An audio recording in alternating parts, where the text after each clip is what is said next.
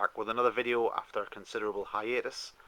This is just going to be a quick pickups video, some things I've gotten in this last week. So start we're off again. I'll tell you a bit about the games and my memories of them and why I wanted them in the first place. First up, I've got Super Mario Kart. The more astute amongst you will notice that this is the Super Famicom version rather than the Super Nintendo. Being a Mario Kart game, that's not really a big issue. It does play absolutely fine in my Retro Trio and Retron 5. I do have the original Super Mario Kart for the SNES, but I just wanted to get this. Ended up paying £10, including postage from a Facebook chap. It's in very good condition, as you can see. Always liked Super Mario Kart. Remember when the first one came out on the Super Nintendo, it was something of a revelation as far as multiplayer went. I can remember us playing Winner Stays On for ages. So first pick up Super Mario Kart on the Super Famicom. Second pickup on the Super Famicom from the same fella was Final Fight 2. Again, I paid £10 including postage for this. I had a great deal of experience with Final Fight 2. Big fan of the original, although the Super Nintendo version probably isn't the best version of it. I don't think you can beat the Mega CD version. Well, I've been playing a bit of this. It puts right a lot what the original one got wrong on the Super Nintendo. Adds in multiplayer. It's great fun.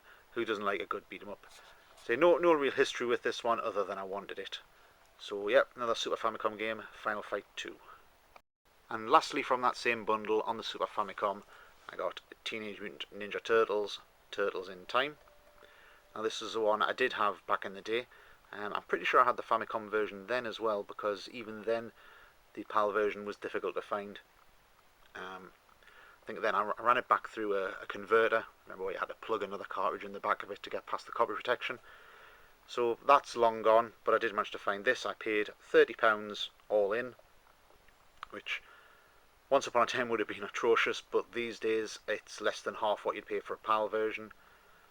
Being a Turtles fighting game, being Japanese really doesn't make a lot of difference, and a lot of it is in English anyway. If I particularly want to play it in English, the Retron 5 will translate it. But again, very good condition cartridge, works perfectly and fills a Ninja Turtle shaped hole in my collection. Moving away from the Super Famicom and back into the realms of good old Blighty, I have a Saber Wolf for the ZX Spectrum. One of Ultimate Play the Game's more famous titles, with Underworld, Night Law and the like.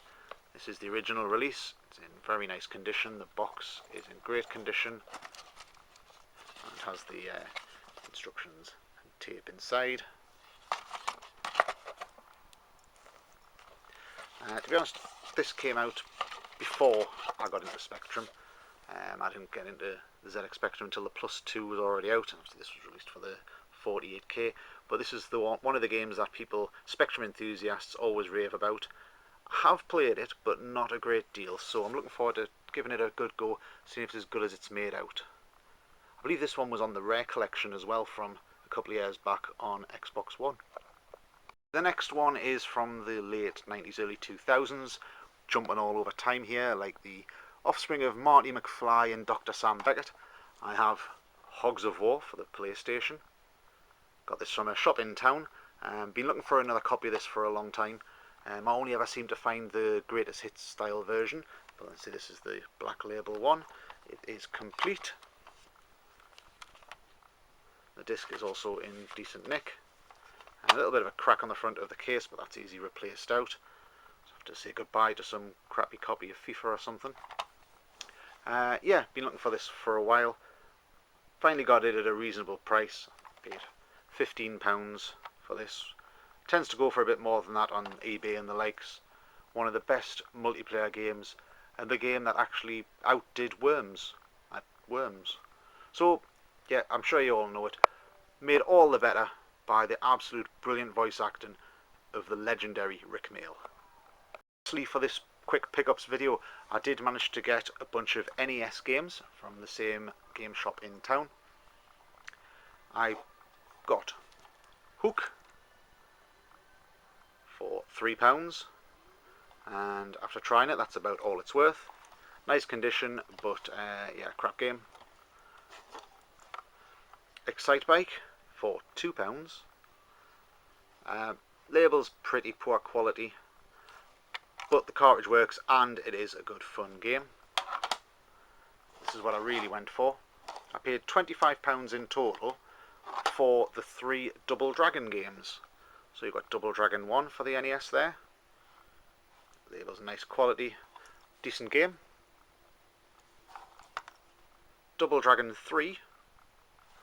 Some odd sort of bubbling on the cartridge which I've never seen before. It's weird, that. But the game works absolutely fine, and it's alright, I suppose. The one I was looking forward to the most was Double Dragon 2, which any Double Dragon fan on the NES will tell you is by far the best of the series. And yep, it is here, Double Dragon 2, however. Look! Someone's had a bite out of that. Which is a pity because the label's in decent nick, the rest of the cartridge is fine, it plays great, and the game is absolutely fantastic. It's just such a pity. If it was the back portion I could replace it with the back of a crap cart, but a bit more difficult when it's on the front. Don't know if I'll be able to do anything with that. It'll do until a replacement comes along, I guess. Anyway, that's my pickups for this week. Hope you enjoyed that. I hope you're glad to see me back. I'm glad to be back.